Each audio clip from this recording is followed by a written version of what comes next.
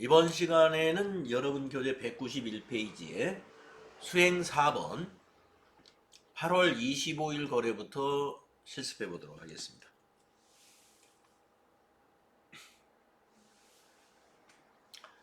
자, 패션 잡지 상품을 매출하고 50%는 현금으로 수령하고 나머지는 외상으로 매출했다. 네, 이제 혼합 분계가 필요하겠군요. 현금과 외상이 있으니까. 자, 본 문제 하나요. 겸용사업자라고 가정합니다. 겸용사업자라는 건 뭐냐면요. 과세사업과 면세를 겸용한다는 겁니다.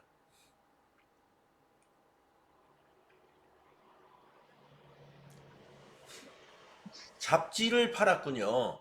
그러니까 지금 3.1패션이 의류를 도소매하는 업종인데 의류를 팔기도 하고 잡지도 판다는 얘기죠.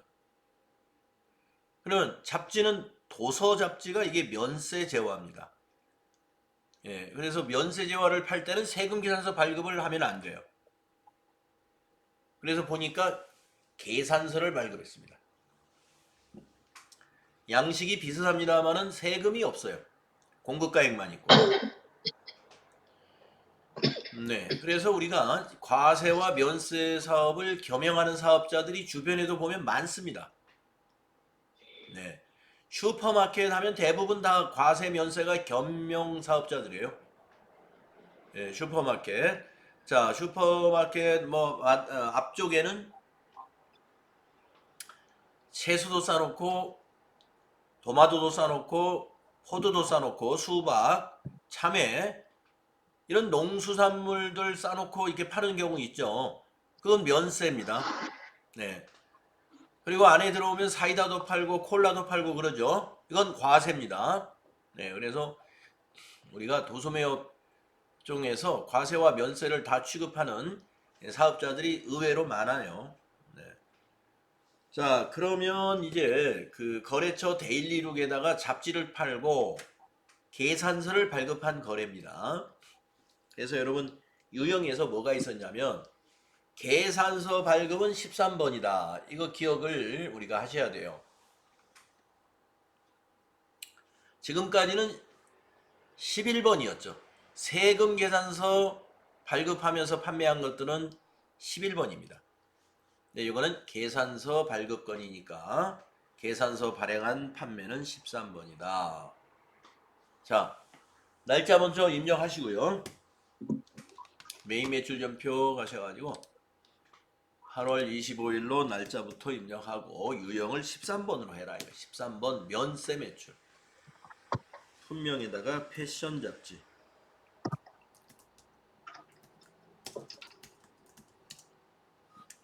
수량 20개. 단가 2만원. 부가세 안 나타나야죠. 코드. 대일. 전자세금. 전자계산서도 1번 전자 입력해 주는 거예요. 계산서도 전자와 종이로 구분을 해서 신고합니다. 분계는 혼합으로 해야 되죠. 3번 혼합. 자, 대변의 상품 매출 40만원. 부가세가 없기 때문에 부가세 예수금 분계는 없는 게 맞고요. 밑으로 내려와서 차변에 101번 현금. 자, 50%를 현금으로 받았다. 그러면 20만원이겠네요. 또 3번 차변. 외상으로 팔았다. 108번 외상 매출금. 20만원 되겠네요. 마지막에 탭키. 네, 마지막에 탭키 눌러서 이렇게 쭉 이런 걸 확인해 보고 가는 거예요. 차대변 내가 맞게 했는지, 외상 매출금 거래처는 데일리룩이 맞는지 이런 것들을 확인해 보시고 침착하게 마무리를 해야 됩니다. 네, 13번 면세 매출 해봤습니다. 자, 그러면 지금까지 쭉 11번 과세 매출만 하다가 13번 면세 매출을 했으니까 전체 메뉴 나가보세요. 자, 13번 면세 매출을 우리가 유형을 입력했으면 부가가치세 여기에 서류에 어디에 반영이 됐을까를 한번 물어보겠습니다. 전은미 씨, 어디에 반영이 됐을까요?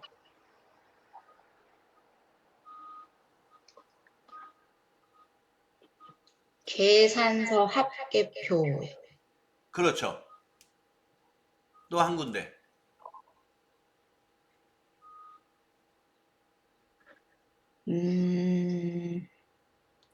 부가가치세 신고서. 자, 여러분이 이거 면세인데 왜 부가가치세 신고 해야 되나? 세금이 없는데, 잡지는 매출세액이 없는데 부가가치세 신고서에 써야 되나? 이런 생각 하실 수 있습니다. 써야 됩니다. 왜 그러냐면 제가 저 앞부분에서 세금 계산서나 계산서를 발행했거나 받은 건은 무조건 메인 매출 전표에 입력해서 신고해야 됩니다. 이렇게 얘기했잖아요. 그래서 그렇기 때문에 계산서 합계표에 넣은 것도 부가가치세 신고서 어디엔가 들어가 있어요. 그걸 확인해 보겠습니다. 자, 그러면 계산서 합계표 들어가 보세요. 계산서 합계표. 7월부터 9월로 조회해 보세요. 네. 딱 한 건 전자란으로 들어와야 됩니다. 전자계산서였으니까. 이렇게 집계가 되는 게 맞아요. 저장하고 싶으면 저장하시고 그냥 닫아도 됩니다. 자, 이제 부가가치세 신고서 가보세요. 똑같은 7월부터 9월로 다시 한번 조회해 보세요.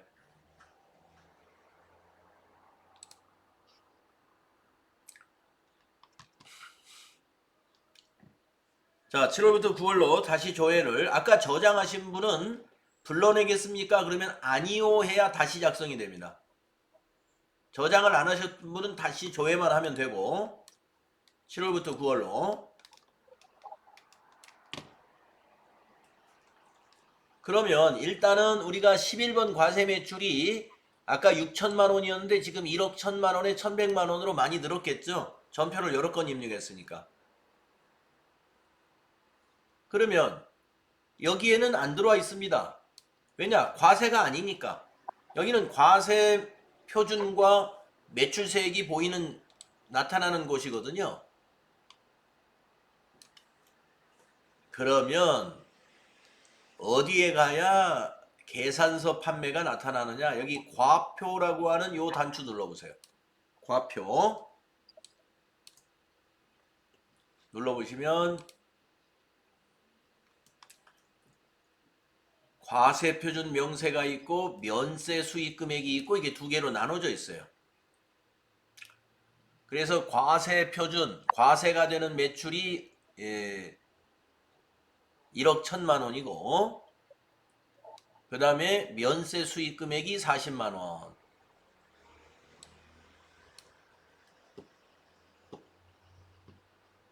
면세 수익금액이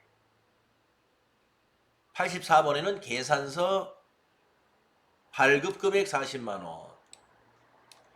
그러면 이거 종이로 신고할 때는 그거 어디다가 이걸 적어야 되느냐? 요 뒷면에 있어요.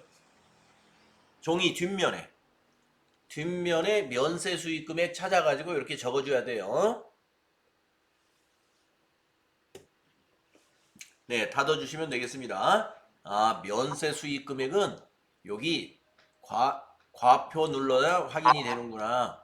네, 닫아주시면 되겠습니다.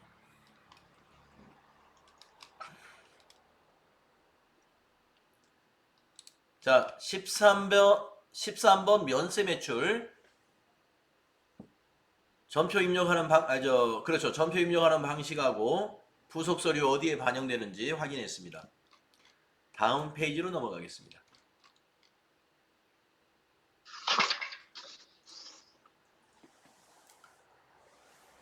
오상식에게 남성 바지 상품을 판매하고 신용카드 매출 점표를 발급했다. 네. 날짜가 여기 있고요. 카드사는 국민카드사고요. 합계 금액은 16만 5천 원입니다. 거래처는 여기 오상식이죠. 그래서 우리가 이 신용카드 매출 거래 처음 입력하는데요. 이 전표에서 날짜 찾으시고 카드사가 어딘지 찾으시고 그 다음에 합계 금액을 공급가액에다 입력할 거예요. 우리가 그동안 세금 계산서 계산서는 이 공급가액을 공급가액에다 입력했죠. 그런데 신용카드 영수증하고 현금 영수증은 있죠. 앞으로 합계 금액을 사용할 것이다. 이걸 좀 기억 좀 해주십시다. 합계 금액을 공급가액에 입력하면 공급가액으로 바뀌어요. 이제 입력해 보시면 압니다. 환경 설정을 그렇게 해놔서 그렇습니다. 자, 그러면 8월 30일로 날짜 고쳐보세요. 메인 매출 전표 8월 30일로 고치시고 유형이 어떻게 되느냐. 카드 과세 매출은 17번입니다. 이거 알고 계시죠? 17. 그러면 카드사를 물어봅니다. 예. 그래서 카드사는 물음표 단추 눌러가지고 국민카드 아까 확인했죠? 국민카드사 확인. 우리는 가맹점번호가 나타납니다. 확인. 자, 품명에다가 남성 바지였나요? 남성 바지. 남성 바지. 수량 단가는 그냥 패스하시고 공급가액에다가 합계 넣어주세요. 165 플러스 엔터 쳐보세요. 바뀝니다. 합계가 이제 공급가액에 입력했던 합계는 합계단으로 넘어가고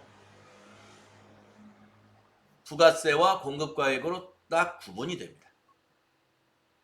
신용카드 매출 전표하고 현금 영수증 이런 식으로 입력합니다.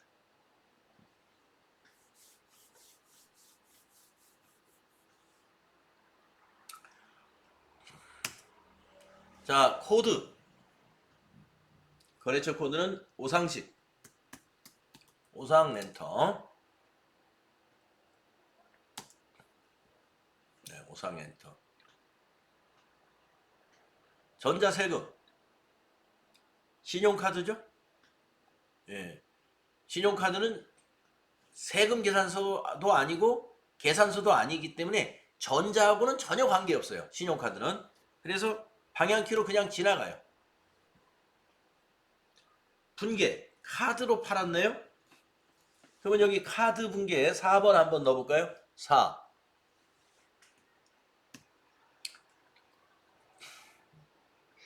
자, 우리가 어제 말이죠.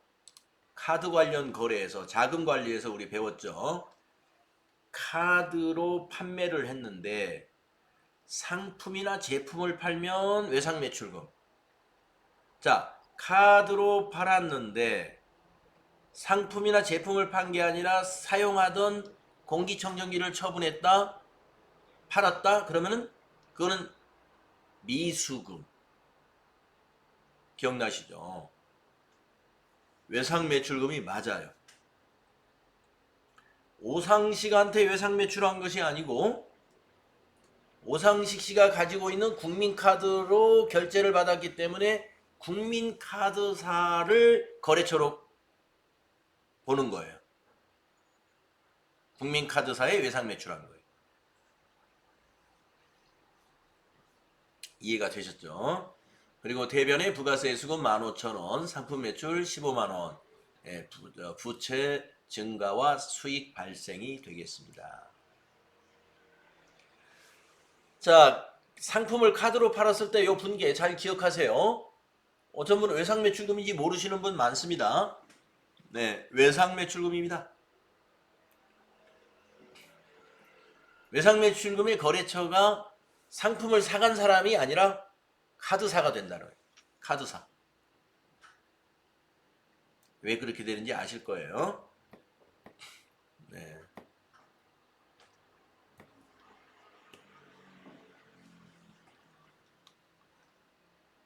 자, 17번 카드 과세 매출 입력해봤네요.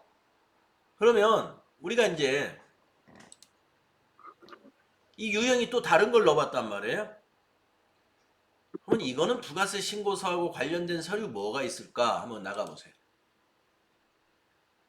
네, 여기서 한번 봅시다. 차소연님, 네, 여기서 이제 지금 입력한 17번 카드 과세 매출, 요거는 부가세 신고서 어디에 반영됐을까요?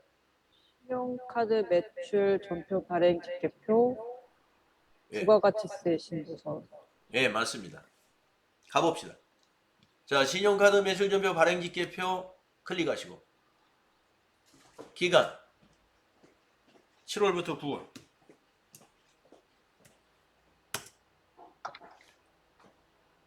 기간을 넣는데 숫자가 안 나타나는 이런 양식이 간혹 있는데요. 그때는 이 상단을 살펴보세요. 그런 양식은 불러오기라는 단추가 꼭 있습니다. 거기를 클릭합니다.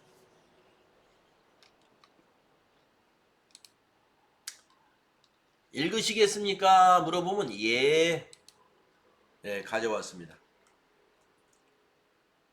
신용카드 과세 매출로 16만 5천 원짜리. 이게 신용카드 매출 전표 발행 집계표입니다. 닫으면 자동 저장돼요. 자, 부가가치세 신고서에 왔으면 조회를 눌러보세요. 만약에 아까 저장하신 분은 불러오시겠습니까? 아니요 해야 다시 작성됩니다.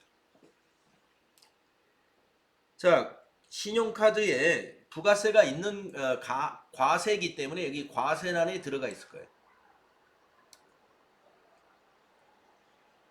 거기에 3번에 보면은 신용카드 현금 영수증이라고 된 3번 여기에 반영이 됩니다. 15만 원에 15,000원. 신용카드나 현금 영수증으로 판매한 것은요 3번에다 기입해야 돼요. 3번에다가.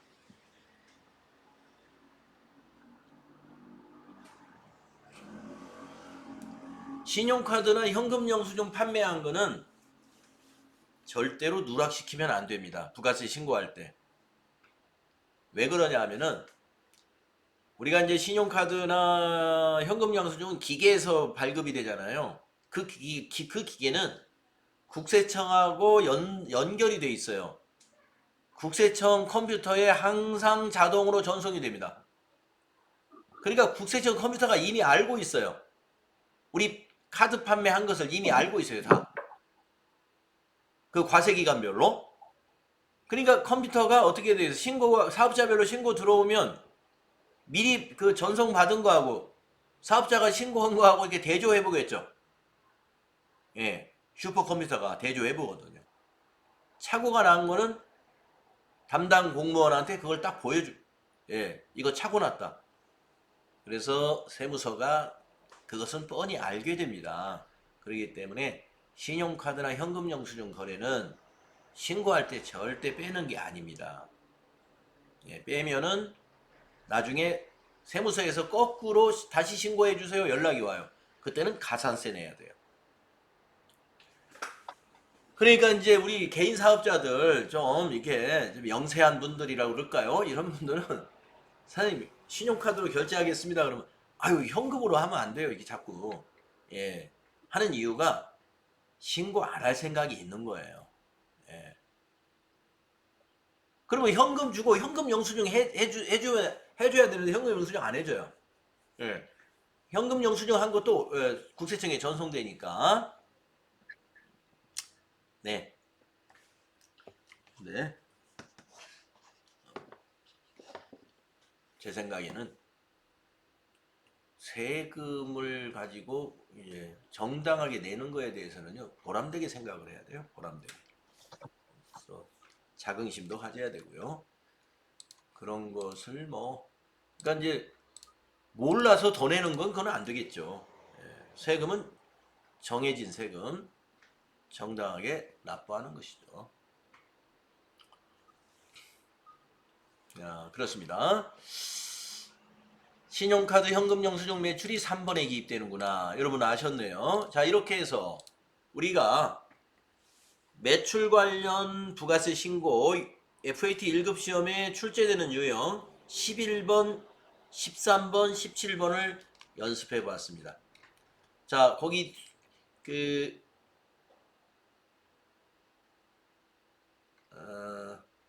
과제 풀이가 나와 있죠? 수행 과제가 아니라 그 밑에 있는 거 풀이인데 풀이가 쭉 설명이 나와 있습니다. 8월 10일 거, 15일 거, 20일 거, 25일, 30일 다 확인했습니다. 자, 194쪽에 팁을 보시면은요. 매출 유형은 11번 과세 매출, 13번 면세 매출, 17번 카드 매출 범위에서 출제됩니다.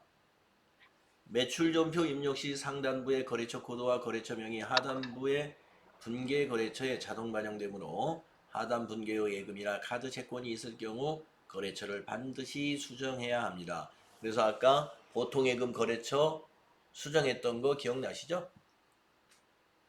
밑에 자동 분계되었어도 거래처를 고쳐야 되는 건도 간혹 있으니까요. 그래서 분계를 꼭 체크해 보시고 다음 작업으로 넘어가야 된다.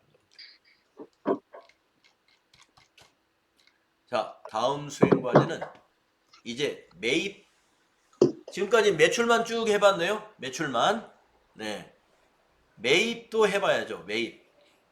매입이라는 것은 상품을 사온 것도 있고, 우리가 뭐 비품을 사온 것도 있을 수가 있고, 네. 또 뭐 선물 같은 거 사온 것도 있을 것이고, 이런 게 있겠죠. 그래서 매입은 좀 다양합니다.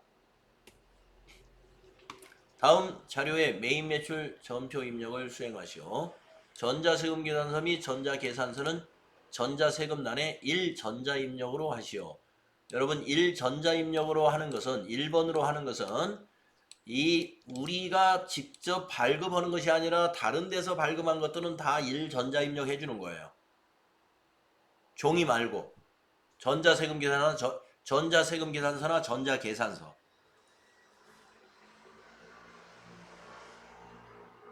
자, 그러면 수행 1번 보도록 하겠습니다. 스커트 상품을 매입했어요. 대금을 현금으로 지급했습니다. 현금 분기하면 되겠네요. 신규 거래처라네요. 신규 거래처. 이 신규 거래처 문제가 나오면요. 신규 거래처를 거래처 등록에 먼저 합시다. 네. 그게 편해요. 전표를 입력하는 과정에서 거래처 등록할 수 있는 방법은 있습니다. 있는데 신규 거래처 등록하고 전표 입력하는 것이 훨씬 편안합니다. 네, 편안한 방법으로 하겠습니다. 자, 그래서 먼저 거래처 등록하려고 하겠습니다. 거래처 등록 어디 있어요?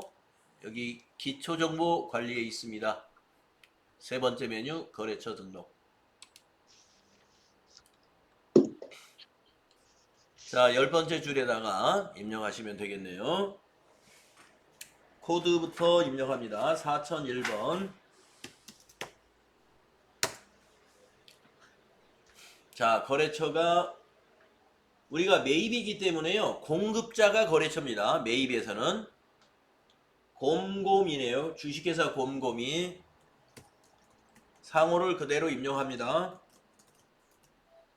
그 세금계산서에 있는 것을 보고 거래처 등록하는 겁니다.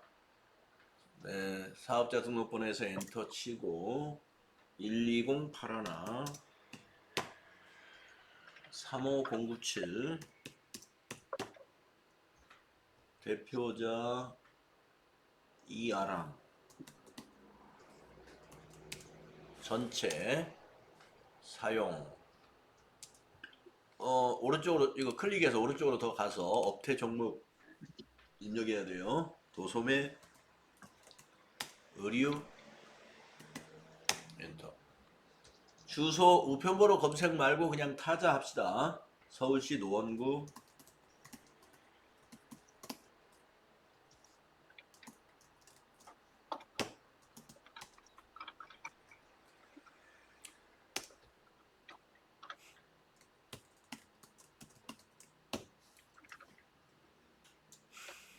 이메일 주소는 넣어줘야 되겠네요. 거래처는 이메일 주소가 없으면 전자세금계산서를 주고받을 수가 없으니까 추가사항 누르셔가지고 이메일 주소 여기 4번에 있는 거 입력합니다.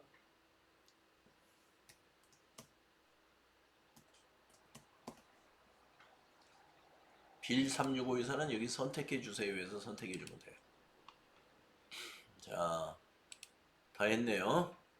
이렇게 거래처 등록 화면에 와서 차분하게 등록을 하면 이게 고정된 화면이라서 입력하기 편하고 좋은데, 우리가 전표 입력 단계에서 자동으로 이렇게 거래처 등록을 중간에 하는 방법이 있는데 그거는 팝업 창으로 떠요. 그래가지고 어떻게 잘못하면 막 팝업 창이 없어지고 해가지고 시간을 거기서 막 낭비를 하게 됩니다. 그러려니 여기 와서 차분히 하는 게 시간이 더 전략이 오히려 될 것 같아요. 그래서 일로 와서 하시고 다시 메인 매출 전표에 갑니다. 자, 날짜가 거기 있죠? 작성 날짜가 날짜입니다. 9월 5일이에요. 9월 5일. 자, 이건 매입 쪽입니다. 이제 매입이니까 세금 계산서 매입은 두 가지로 나누어져요. 51번이냐 54번이냐. 자, 스커트는 상품인데 상품 매입한 매입세액을 공제 못 받을 이유는 하나도 없습니다. 네. 그래서 51번 과세. 품명은 스커트. 수량은 200. 단가는 4만원. 거래처는 곰곰. 전자세금 1번. 분계는 현금으로 지급하였다. 아까 했으니까 1번 분계하시면 출금전표 만들어지면서 대변의 현금.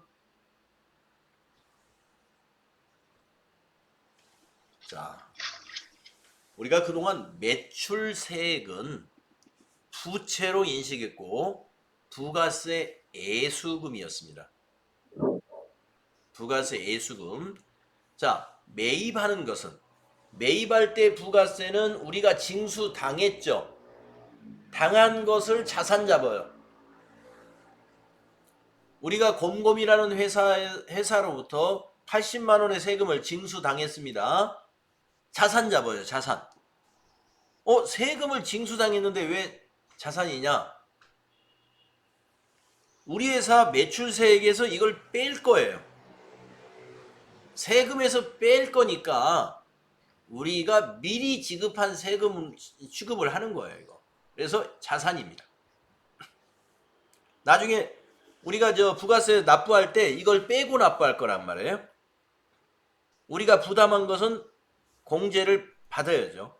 그래서 제가 우리 회사가 부담한 부가세는 없다는 거예요. 사업자 입장에서는. 왜냐? 사업자가 부담한 부가세는 매출세액에서 다 빼주거든요. 소비자가 부담한 부가세만 납부하는 겁니다. 자, 그래서 부가세 대급금이라는 자산 계정을 쓴다. 이거 기억하십시오. 부가세 대급금 자산입니다. 그리고 매입이기 때문에 상품 매출이 아니고 상품 재고자산의 증가입니다. 차변이 상품이에요. 우리 판매 때는 대변의 상품 매출, 수익 발생이었죠. 매입은 차변의 상품, 자산 증가예요. 그래서 이 거래는 자산 증가 880만원, 자산 감소 880만원, 자산 총액에는 변화가 없구나, 이렇게 말할 수 있겠네요. 자산총액에는 변화가 없는 거래다. 이렇게 말할 수 있어요.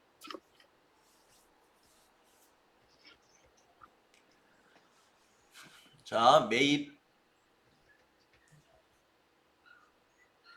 51번 유형 이어서 또 입력해 보겠습니다. 그 뒤에 수행 2번이 있죠? 그 밑에. 자, 수행 2번 보세요.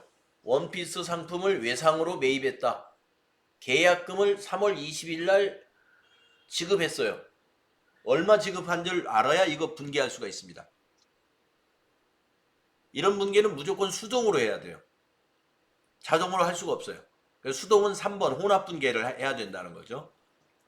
자, 그러면 3월 20일 날 계약금 얼마 지급했는지는 일반 전표를 가면은 아마 있을 거예요. 왜냐면 세금 계산서는 이때 9월 10일 날 발행을 했기 때문에 계약금은 선급금으로 분개를 해놨겠죠. 자, 3월 20일 일반 전표 가보세요. 일반 전표 입력 3월 20일 거. 네. 자산 잡아놨죠? 선급금으로. 차변의 선급금. 450만원. 그래서 450만원을 미리 지급했구나 우리가. 이걸 알아야 됩니다. 그래야 매입 매출 전표에서 분개가 가능해요. 자, 확인하셨죠? 450. 자, 그러면 이제 매입 매출 전표에 갑니다. 매입 매출 전표로 창을 바꾸시고 날짜는 9월 10일이네요. 자, 9월 10일로 바꾸시고 유형은 51번, 품명은 원피스, 수량 500, 단가 9만원.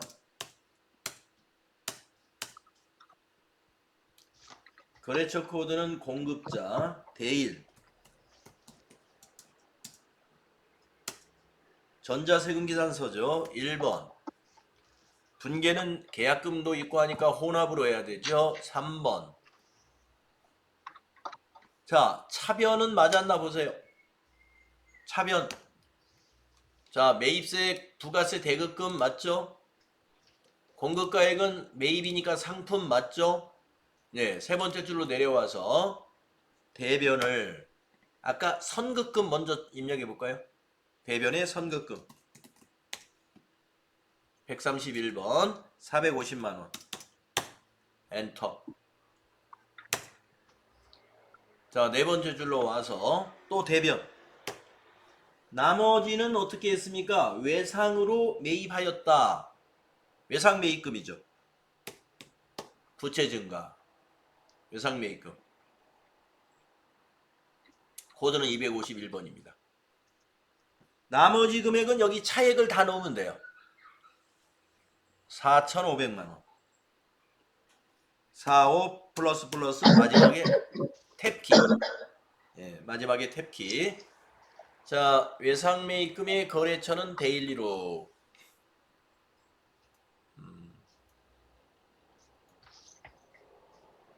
이렇게 보이죠? 외상 매입금의 거래처는 데일리로.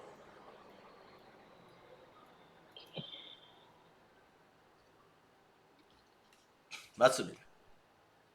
이렇게 분개해야 됩니다.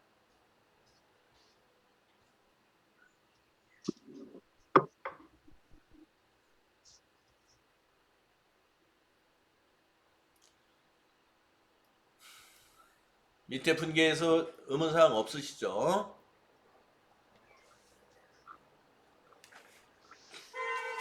거래의 결합관계를 한번 여쭤볼게요. 저기 김보라님한테 한번 물어보겠습니다.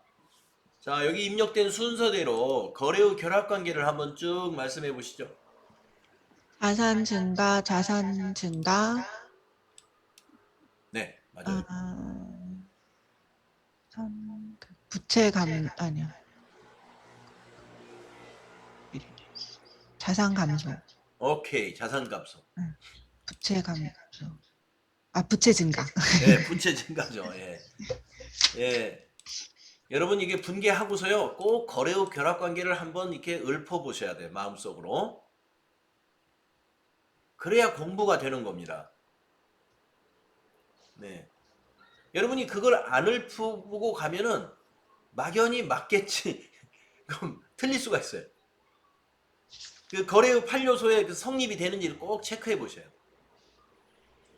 처음 공부할 때. 이미 여러분이 이제 상당히 이제 수준이 높아져 가지고 이 뭐 전표 입력이 달인이 됐다 그러면 다 맞아요. 다 맞는데 거기까지 가는데 시간이 걸려요. 그래서 처음에 천천히 해야 됩니다. 공부를 천천히. 전표 하나 입력하고 분개하고서 거래의 결합관계를 꼭 따져보는 거예요. 우리 책에서는 거래의 결합관계 물어보지 않죠. 네. 그런데 이 물어보지 않는 것 중에 중요한 것이 지금 바로 거래의 결합관계예요. 이 관계를 모르면은 여러분이 나중에 이론 문제라든가 이런 거를 할 때 이게 무슨 말이지? 이게 왜 이렇지? 예, 이론적인 지식이 너무 없어져요. 그렇게 되면. 그래서 이걸로 해서 지금 자산이 4,950만 원 증가했구나. 그리고 이 거래로 인해서 자산이 450만 원 감소하고 부채가 4,500 증가했구나. 우리가 이 자산이 증가했다는 것은 부채가 증가하거나 다른 자산이 감소할 수가 있는 거구나. 그렇잖아요. 우리가 자산이 증가할 때 집에 멋있는 전자제품을 하나 샀어요. 그러면 여러분 비품이라는 자산이 증가했죠. 대신에 통장에 있는 자산이 없어졌잖아요. 집의 자산에는 변화가 없습니다. 예. 그러나 자산이 증가했고 자산이 감소했다. 네. 그런데 돈이 없어가지고 통장에 돈이 없어서 신용카드를 긁었다. 그러면 차변에 비품, 자산 증가했어요. 대비원의 미지급금 부채가 증가했습니다. 그래서 거래의 결합관계가 항상 여러분이 거래를 차대변을 구분해 가지고 거래의 8요소를 꼭 읊어봐야 됩니다. 선생님 그래야 이 질문 거래, 하나만. 네, 그래야 이 거래가 손익에 얼마나 영향이 있고 자산, 부채, 자본에는 무슨 영향이 있는지를 아는 거예요. 네, 김나희님. 저 질문 하나만 드려볼까요? 예, 전은민님. 네. 네, 혹시 이거 지금 방금 한 게 저희가 선급금이 있는 걸 알아서 이제 처리를 따로 했잖아요. 예. 근데 만약에 업무하다가 선급금을 준 사실 자체를 잊어먹거나 기억이 나지 않아서 붕괴를 누락을 한 경우에는 이게 뭐 나중에 자동으로 처리되는 기능이 있나요? 없습니다. 그럼 기억을 해서 반드시 넣어야 되는 부분인 예, 거예요? 예. 알겠습니다. 네. 그런 게 있으면 참 좋겠네요. 네. 정리를 알아서 해야 됩니다. 네. 네, 그런 거 프로그램에 어떻게 좀 잘 반영을 해서 알고리즘을 개발을 하고 그런 건 아이디어예요. 네. 앞으로 그런 이 회계 프로그램이 그렇게 진화될 수 있어요. 그리고 이게 항상 이게 교육용 또는 시험 버전하고 실무용하고 자동화 부분에서 많이 차이가 납니다. 네, 그래서 실무 버전에서는 상당 부분이 자동화되어 있는 것들이 많이 있어요. 자, 다음에는 이제 196페이지로 넘어가 보세요.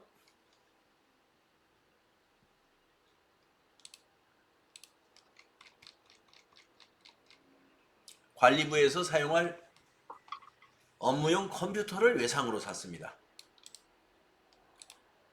이제 여기서 내용이 달라지는 것은 지금까지 상품을 매입했는데 이번에는 업무용 컴퓨터를 매입했다는 것은 상품이 아니라는 얘기죠. 네. 상품이 아닌 것을 외상으로 구입했다. 그리고 또 하나 달라지는 것은 세금 계산서이지 앞에 전자가 없다는 거예요. 전자가 아니라는 거죠. 전자가 아니라는 것은 현은 컴퓨터라는 이 나라가 이 회사가 전자세금계산서 발급을 한 게 아니라 종이세금계산서를 발급해 줬다 이런 얘기입니다. 자, 그럼 입력을 해보겠습니다. 9월 15일입니다. 자, 메인 매출 전표의 날짜를 9월 15일로 수정하고요. 자, 유형은 세금 계산서로 매입했고요. 세금을 공제받을 수 있느냐? 네, 업무용 컴퓨터니까 업무하고 관련 있죠. 공제받을 수 있는 세금 계산서는 51번이다. 유형이 51번. 똑같아요. 앞에 있는 두 개하고. 자, 컴퓨터. 수량 하나. 단가 120만원.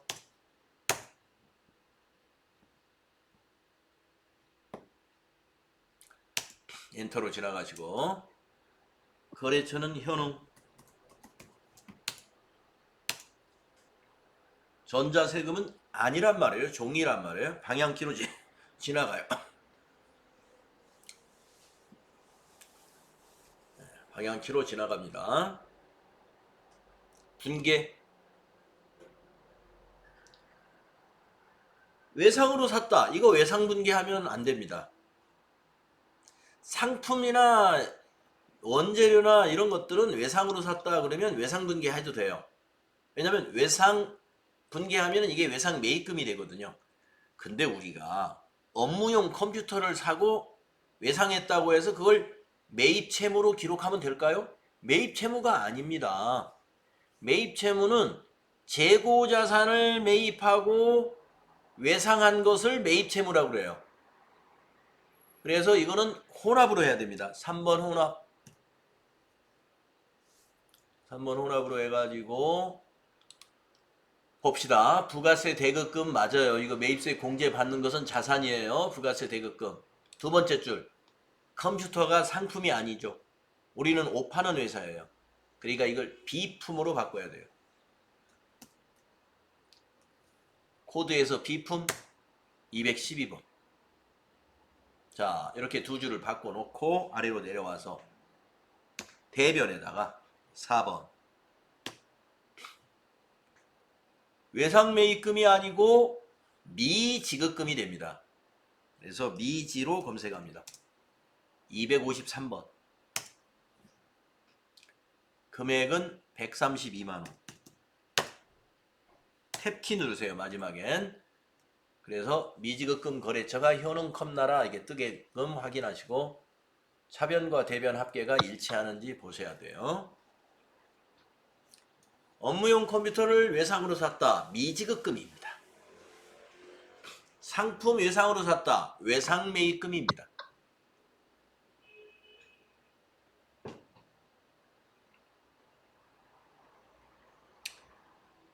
잘 알아두세요. 네, 제가 잠깐 물 좀 한 잔 마시고 올게요.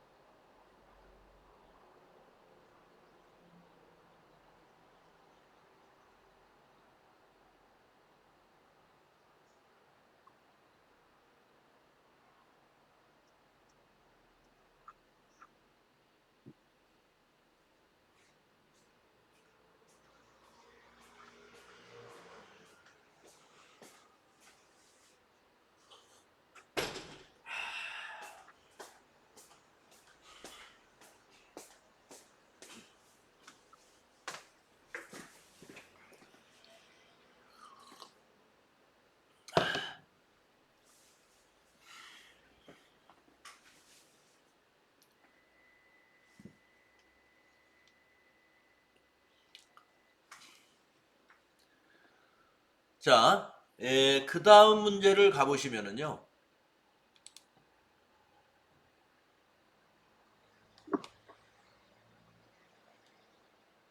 그 다음 문제를 가보시면은 지금 구입한 컴퓨터를 고정자산으로 등록해라. 네, 고정자산으로 등록해라. 이런 문제죠. 네. 자, 그러면 고정자산 등록 우리가 승용차 한번 해본 적이 있어요. 네, 그 요령대로 고정자산 등록하고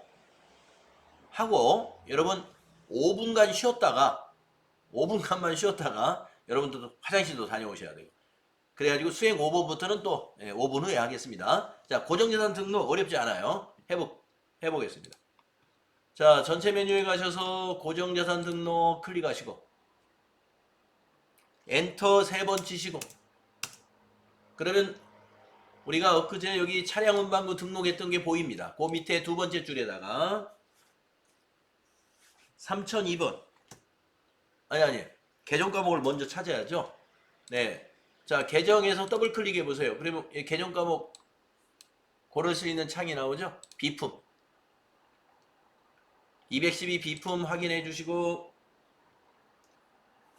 코드는 거기 표에 나와 있습니다. 3002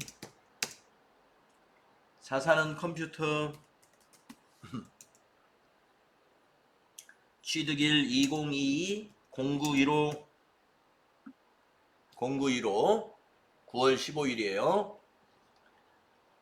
자, 신규 취득금액 기초가 아니고 신규입니다. 단기에 취득한 것은 신규에다 넣어야 돼요. 단기에 취득한 것은 4번에다 입력하는 거예요.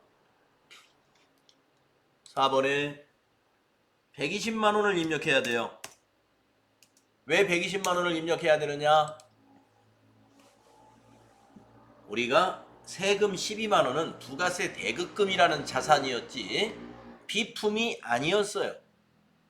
네. 여기에 신규 취득금액은 비품의 취득금액을 넣는 것이지 부가세 대급금을 넣으면 안 돼요. 다른 자산이에요. 부가세 대급금은.